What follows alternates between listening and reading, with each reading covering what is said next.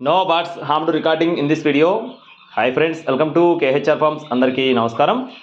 మన వాట్సాప్ గ్రూప్లో ఇంకా ఎవరైనా జాయిన్ అవ్వకపోతే వాట్సాప్ గ్రూప్ లింక్ వచ్చేసి కామెంట్ బాక్స్లో అలాగే డిస్క్రిప్షన్లో నేను ఇవ్వడం జరుగుతుంది.